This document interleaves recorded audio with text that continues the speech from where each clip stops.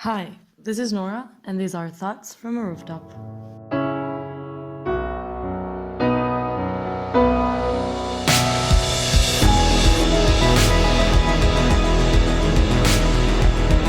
Hey, what's up? Thanks for listening to the actual first episode of this podcast. Before I get into the topic, I wanted to get you in the mood and imagery of when I first pre-recorded this. This is how I'm building these episodes. Whenever I feel like talking about whatever I want to talk, I record it. Because I tend to have these, like when I go for walks or when I'm chilling in my rooftop, I just have these thoughts and I pre-record them. I just say what comes up in my head, and then I write it down on a paper and like I organize it because everything is very messy if not. And then I do the actual recording, which is what I'm doing now. I wanted to get you in the mood and imagery, and so you can catch a glimpse of the scenery I had in front of when I first pre-recorded this, because it was very, very, very beautiful, and I talked for like 1 hour. The pre-recording of this episode lasted more than an hour, so I feel like maybe the scenery helped me feel like excited and chill and inspired to talk about what I'm gonna talk for this long. So yeah, I was going for a walk and the sun was setting, and where I was, the autumn was just arriving, so the trees were yellowish and the smell of rain was all over the air. And the smell of rain is one of my favorite smells, so yeah, one of my first scents. It was beautiful, and the birds were chirping and the tree leaves were glowing and falling from the trees, as it was the golden hour light shining through them. With that scenery, I was listening to the Standing BTS podcast, as I was binge listening to that podcast for a while, and I had the craving to talk about BTS, which I already had planned to do my first episode about them, but I just had a rush of inspiration and pre-recorded the rough draft of this episode. Yeah. Also, the pre-recorded version is very funny. I would like to have used it, but it was very hard to hear me, and my voice was very breathy and nasally as I was walking around, and it was pretty cold, and there were a lot of noises in the background. But it was very funny because I was in the streets, obviously, on like a road in the mountains. So there were cars coming by, and I had to like stop and I complained like in the recording. I'm like, oh my god, another car, and then there's a house that whenever I walk in front of it, there's a lot of dogs that start barking at me, and some of them start running after me to bite me. And in the pre-recording, you can hear me screaming like, "Oh my god, there's dogs!" Well, yeah, it's pretty funny, but it was very unorganized. So I thought I would re-record it, so it would be easier to follow, as it would have a better structure. Yeah, so after this introduction of the imagery and how I first recorded this episode, we'll get into the episode, the actual one. So it will be all about BTS. So I decided to do this episode because this group has a huge place in my heart, and I've never really been able to fangirl about them with many people, as all of the friends I have that enjoy this kind of that enjoy their music or K-pop in general live in other countries. So whenever I see them, we don't tend to talk with, like, we want to catch up with each other's lives, and it's very hard to find a moment to just ramble and talk for a long time about them. And then my friends from here, like from where I live, I don't have any that actual, like, I know some, but I don't have any which we can fangirl over them. So I found the Standing BTS podcast a while back, and I binged to all of their episodes, and then I realized along the way that I also wanted to dive into BTS as they did. So maybe you'll see some similarities if you've ever heard their podcast, which I highly recommend, but maybe you'll hear some similarities to some of their episodes, but it will obviously not be as detailed because they have 90 episodes or whatever. I think they have 90 now, so more than that when this episode comes out. They have a lot of episodes to talk about them and ramble and go into as much detail as they want. And this episode will not, my podcast will not be only about BTS, so don't expect to as much detail as they have. So if you want a lot of only BTS related stuff, go there. And if not, if you are okay with a few episodes and then other topics, you can stay here. Or you can do both. Okay.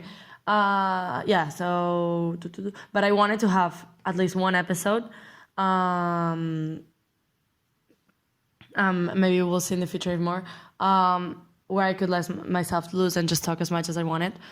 So if you don't listen to BTS, you can either skip this and wait for the next topic, or simply listen and maybe you'll discover a new wonderful world of music and wonderful people. Okay. Yeah, so this episode is going to be divided in two parts. Their career as musicians and their music in general, and then them as humans and as people. And then along the way, I will also talk about why they are so important to me. Yeah, so first of all, I'm going to give a brief intro about who they are and all of that gist. They are a K-pop group created on the 13th of June 2013, and they are composed by 7 members. So their real names, I'm going to say first their real names and then their stage names, okay? Because most of them have different stage names from the real ones. So Kim Namjoon is the leader, and I will go into their personalities and stuff more further down. But Kim Namjoon, his stage name is RM. Then Kim Seokjin, who is Jin in stage. Kim Taeyang, whose stage name is V. Min Yoongi, whose stage name is Suga. Jung Ho-seok, whose stage name is J-Hope. Park Jimin, whose stage name is Jimin. And Jung Jungkook, whose stage name is Jungkook. And most of them also have other names, but we'll not go into that because there's a lot. Okay. Yeah, they are part of a company called Big Hit Entertainment. And when they first debuted, their company was very, very small. And they did have some previous groups that had some level of recognition, but basically BTS kind of built the company from what they were to what they are now. And even though the only active group they have besides BTS is TXT, which they debuted not so long ago, they are still one of the top companies in South Korea, which is pretty cool. Okay. Yeah, BTS is very, very famous now. They broke into the mainstream media, especially on the Western one, when they went into the BBMAs back in 2017 and won Top Social Artist.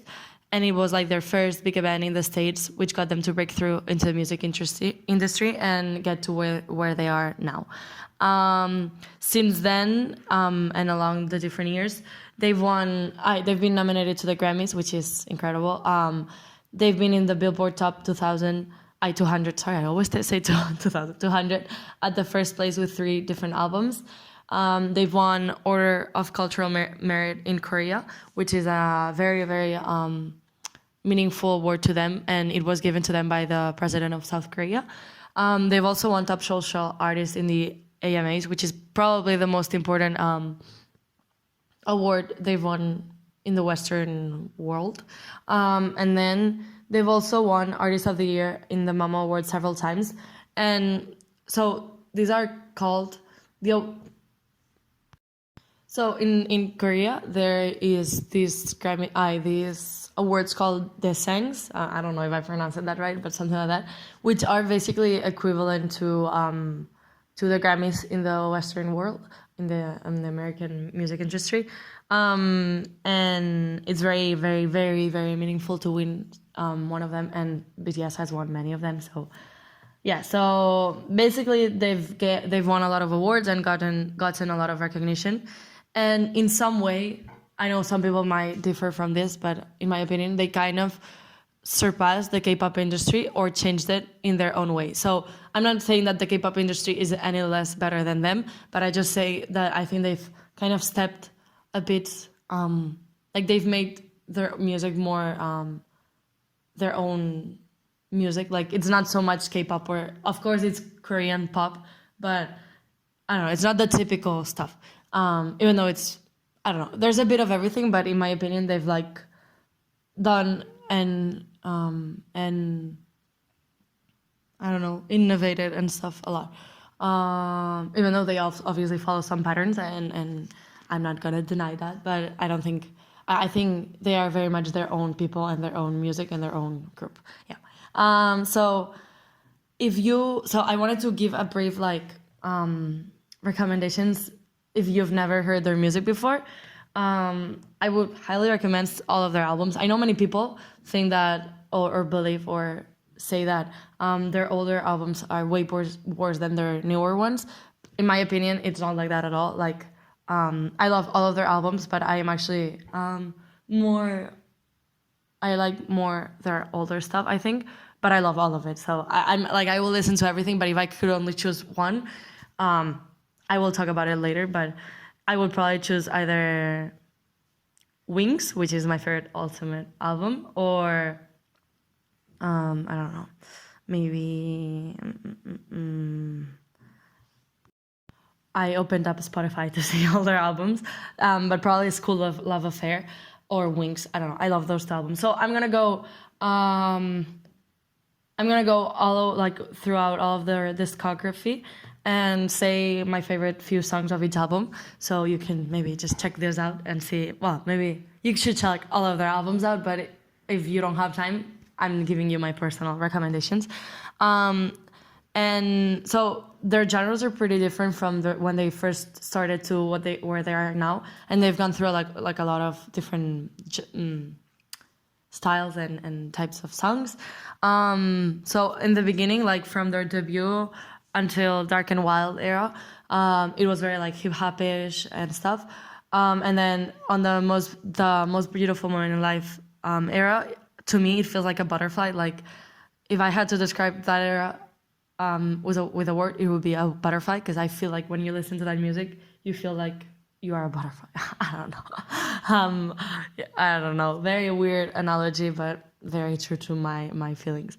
And then Wings, to me, is like a very, very, very their own sound, and kind of popish, but very like BTS. And then now, like from Wings to now, more or less, it's more popish kind of stuff. Yeah, so it was very hard to choose for me 2 songs from each album, and in some of them I had to choose more than 2 because it wasn't possible. But from Too Cool for School, which is their first album, the style is very, very hip hopish and old school. If you watch their first videos, you may cringe a bit as they try to pull the bad boy concept, which I know many of the members were not fully comfortable in, but it's still very adorable, and they look so small. And I love their music from their debut era. So yeah, my favorite song from that album is Like, and in Like there's my favorite J-Hope's verse ever. Like I love it. And then the second one is We Are Bulletproof. And then from Oh, Are You Too Late? This album has my favorite intro ever, one of my favorite intros ever. And then it was very, very hard to choose from this album, but my favorite songs are Paldo Gangsan, which I probably pronounced that wrong. I love the lyrics, I love the meaning of the song. It's about it's called Satori rap in English, I think, and it's about like their dialect. There's different dialects and differences within Korea and Korean accents. And then Coffee has always been one of my favorite BTS songs, as it's so chill and cute and cozy and stuff. Okay, and then from School Love Affair, very hard to choose, but my favorite songs are Tomorrow, Jump, and Spinebreaker. I couldn't choose between those 3. From Dark and Wild, my favorite song is Rain, which is one of my ultimate favorite BTS songs. And then Cypher Part 3, Killer. And then from The Most Beautiful Moment in Life Part 1, my favorite songs are Boy With Fun and Moving On. From Part 2, The Most Beautiful Moment in Life Part 2, my favorite songs are Silver Spoon and Autumn Leaves. Go watch Silver Spoon's dance practice video, very funny. And then from The Most Beautiful Moment in Life, Young Forever, my favorite songs are Epilogue, Young Forever. When I first got into BTS, whenever I heard that song, I cried. So yeah, but it's very good. And then Save Me, which is my favorite ever. I don't know if it's a title track, but song that has a video from BTS. Like, I love that song. And then House of Cards, because House of Cards is my favorite outro, one of my ultimate favorite songs as well from BTS. And then from the Wings era, one of my favorite albums. I love every single song from it. And my favorite songs are Boy Meets Evil and 21st Century Girls. 21st Century Girls, when I first listened to that song, there was a while where I listened to the song more than twice every single day of the week for a while. So I love it. And then from You Never Walk Alone, my favorite songs are Outro, Wings, and Stigma. Wings is one of my favorite outros as well, with House of Cards. And then from Love Yourself, Her, my favorite songs are Dimple and Go Go. From Love Yourself, Here, it was hella impossible, but 134340 and Airplane Part 2. 134340, I love it. I used to play the flute when I was younger, and I feel very in touch with the song. And the meaning is very cute and interesting, like very smart. Oh my god, I love their brains. And then from Love Yourself, Answer, Trivia. From Love Yourself, Answer, my favorite songs are Trivia Seesaw and Trivia Just Dance. I also love the other Trivia, but from all of them, these two are my favorite. Seesaw, iconic. Suga's iconic song, and Just Dance, it gets me in such a good mood. And then from Map of the Soul, another one, my second favorite intro, Persona. And then Microcosmos, because it just gets me in such a car drive, having my windows rolled down, air on my face, being happy. And then Dionysus, because that song is lit. You only want to get drunk and dance to that. And yeah, I thought that it would be cool too to say my order of the ciphers, including Dang, which I know it's not a cipher, but we will include it there for the sake of this ranking and because it's a lit song and it needs to be talked about in this podcast. So my favorite cipher is... No, I forgot about my ranking. Okay, I will do it again. My favorite cipher is probably Cypher. No, not probably. It's completely Cypher Part 3. I think it's incredible. You should go watch a performance. Wait. I opened up YouTube to give you the right recommendation. But first, I'll finish my list and then I'll recommend what video you should watch. But yeah, so there's Cypher Part 3 and then Dang, because that song is so smart. There's a YouTube channel in YouTube, which I don't remember the name of, but it explains lyrics from Korean songs, and they explain Dang, and Namjoon's part is so smart. All of them are, but Namjoon's part, man. And then the next one would be Cypher Part 2, because there's the iconic super fast Suga rap, and it had to be recognized. And then Cypher Part 4, I love the meaning, everyone should love themselves. It's beautiful when a whole crowd of people is singing, I love myself. Yeah, and then last but not least, Cypher Part 1, because they were just babies and still had a lot to learn, and yeah, it's just the one that I listen to the least, but I still love it. Okay, so you should highly recommend you to watch in YouTube. Look for it's a fan cam from the name of the video is 150920. So it's from and then it's All Fours 1, BTS Cypher Part 2 and Part 3. And I think it's a Suga fan cam. I'm not sure, but I think it is. And it's so good. And it's they look so lit. And I love that performance. They are so energetic. And then there's also Cypher Part 3 Killer Stage Mix by sorry, I opened up a video I didn't want to open. From a YouTuber. Well, the name is called Brilliant, the YouTube name. Highly recommend those two. They're lit. They're very well done. Yeah, sorry. A bit parentheses from the ciphers because they need the recognition they deserve. Okay, then after this huge intro about BTS, I'm going to start talking about my personal experience with them.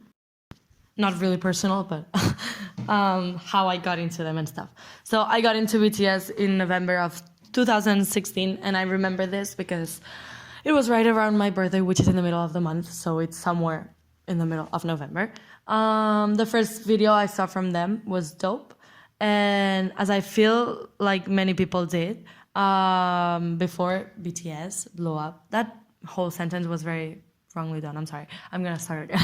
Okay, so the first video I saw from them was dope, and I know many people got into them through that song before BTS blew up in the Western media. And it's really cool to me how the video starts with, "Hey, first time with BTS," because I feel like many people's first actual time with BTS was with that video. So it's like they nailed it, you know. So when I first watched that, I instantly fell in love with BTS. With Jungkook, as everyone does when they watch that video, because that cup smile and that devilish, sexy smile, and the cup costume and stuff. Incredible. And I feel like he was one of the main reasons I got pulled down into the BTS universe. Even though he is not my bias, he still was a big factor of my fangirl life. Okay, I also was very much captivated by Taeyang's shorts with that suit. Like, he looks so soft and hot at the same time. Like, how do you do that? Then I obsessed over Dope for like a week or so and watched like the video 1,000 times every day. And I didn't really watch any other BTS. Oh no, I'm running out of battery in my computer. Wait, I'm going to plug it in and then I'll come back. See you. Okay, I'm back. We left off as I was obsessing over Dope for a while, and then, but I didn't really watch any other BTS content until I watched Blood, Sweat and Tears, and that was when there was no coming back. I really fell in love with JK. I found him so hot and stuff, but at that moment I started noticing how all of the other members were also very hot, and how I loved the two songs. And just random fact, in the beginning, I mixed up Jimin and Jin so much, like those plump lips confused my brain. After that, I fell into the BTS universe and became the fangirl I am today. So throughout the school year, 2016-2017, September to like July or something, I dived into their world and I consumed all of the possible BTS content out there. Everything I had missed since their debut, and that includes American Hustle Live, the Gaio and Run episodes that were out up until then. What else? Like Bon Voyage, everything, all of the interviews I found, everything. So yeah, and all of their music videos, obviously. And then when they won Top Social Artist in the BBMAs on May of 2017, I was living in a student residence, and one of my best friends, who also loved BTS, lived on the same hall. And when they announced the winner, I like ran to her room and we started screaming and being like euphoric and bothering everyone on the hall. Poor people. And I remember feeling so proud and happy for them. Yeah, that was incredible. So Wings was like the first album I listened to, and it was the ones that I listened to the most when I got into BTS, as it was like the latest release they had. And I'm not sure, but I don't see a lot of people talking about Wings anymore. Like I know it was very, very common, and many people got into into BTS through Blood, Sweat and Tears. But I don't know. I feel like it's under talked about. Like, it's just so good. I don't know. Maybe I'm wrong, but I just loved it. But yeah, and my first comebacks were Spring Day and Not Today, like the You Never Walk Alone album. And even though Not Today had to grow on me, Spring Day was like, I loved it from the first listen. At the same time, I also started liking other K-pop groups such as Blackpink, EXO, Big Bang, iKON, CL, Mamamoo, Cart, Hyuna, 17, AKMU, which I think AKMU is stands for Akdong musicians, Jessie, Winner, and etc. Like everything and everyone, a lot of different K-pop groups, and then. At the same time, I got really into K-pop and R&B more than into just K-pop. Like, I found some groups like Off and Off, which I highly recommend. Please go listen to Cigarette and Photograph. Photograph has the best MV in the history of YouTube. Just kidding, but highly recommend their music. They are still one of my favorite groups. And also artists which I think that are included in the KRMB genre, which like Dean and Benzino, and others. I don't know, a lot of different artists from that realm. So overall, throughout that year, I listened to mainly BTS and K-hip hop or R&B, and sadly, I have to confess that at some point of that school year, I had a very awful phase, which I know many people have like a phase of their life they would like to erase from their brain. And that phase for me was a bit of a Koreabu, which luckily we've gone through and we're hella over it, but it was awful. But it was very short, so we will have to forgive myself for that. So if we go forward in time, after that school year, throughout my last 2 years of high school, I got completely disconnected from the BTS and K-music world. I still sometimes listen to the music I had saved from them on my phone and stuff, but I completely stopped following their updates and missed like all of their Love Yourself era. Maybe I heard the first album, but all of it I completely missed. I did hear some of their title tracks, but I didn't really like it. Even though I do now. When I first listened to them, I don't, besides K-pop, I don't really listen to pop. So even though I do now because I listen to K-pop, but I didn't listen to pop before when I stopped listening to K-pop, and then their newer music, I just didn't really like it. And I thought it sounded mainstream, which I hate when people disregard something just because it's mainstream or because it sounds mainstream. I think it's so stupid.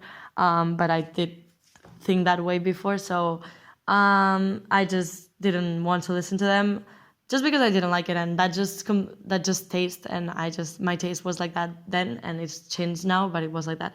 I also missed them talking about like societal problems, like from society, and like education, and I don't know, the concept of respect towards elders, and there's like not so much respect toward youngsters and following your dreams and stuff.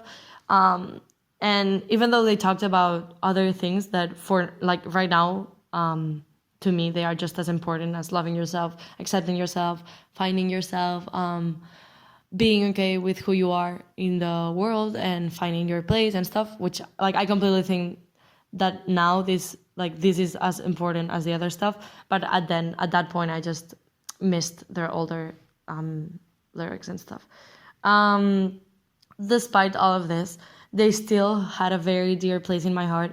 I still cared a lot about them and listened to some of their music, but I just didn't follow up or care about their newer updates and comebacks.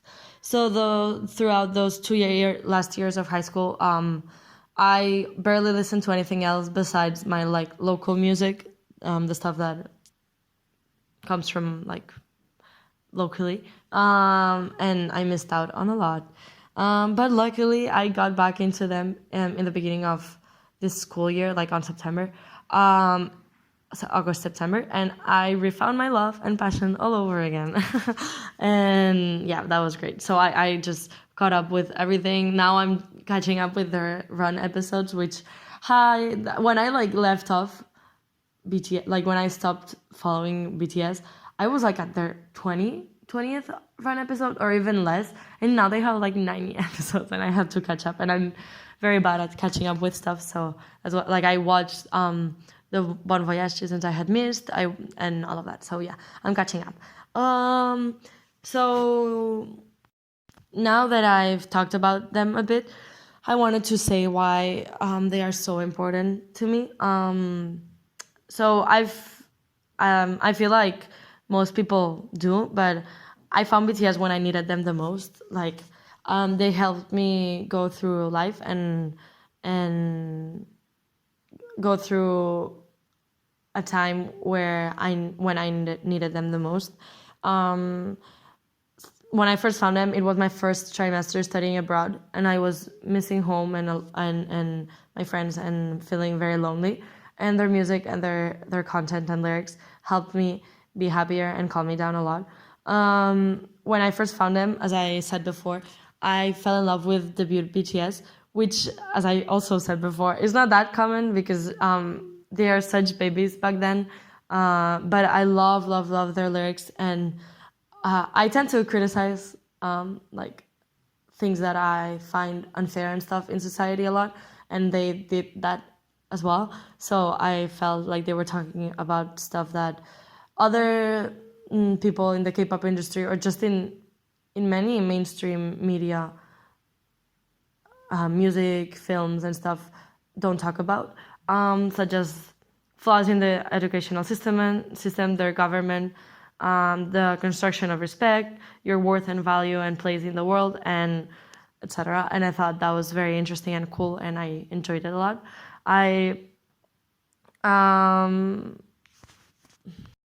And as time has gone by, I've also come to love their newer lyrics and what they talk about.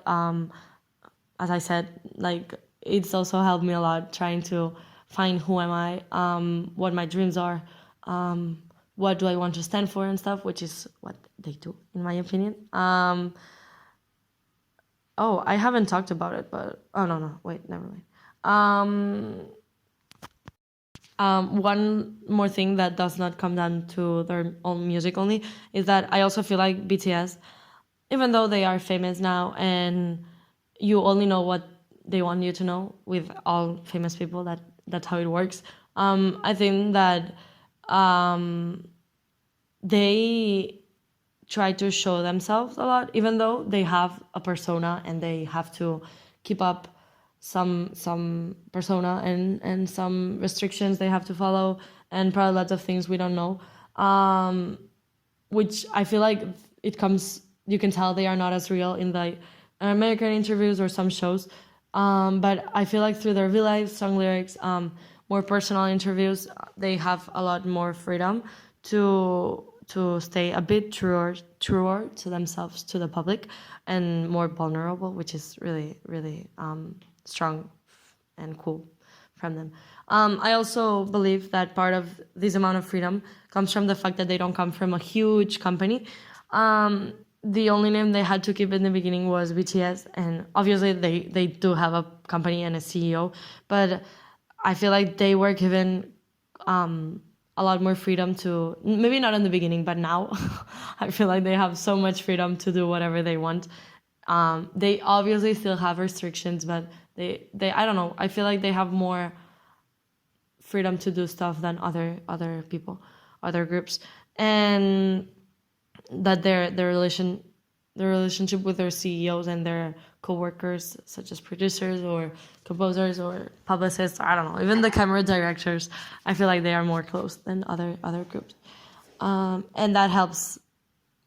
I find that all comes through and helps them also become closer to their audience. Yeah. Okay, I'm seeing that this is getting very long, so I think I'll be continuing next week, and I'll talk about the members and my bias, Mr. Min Yoongi. Thank you so much for listening. If you want to get in touch with me, don't hesitate to message me on email, Instagram, or Twitter at thoughtsfromarooftop and thoughtsfromarooftop@gmail.com. Stay tuned and see you next week. Nora, out.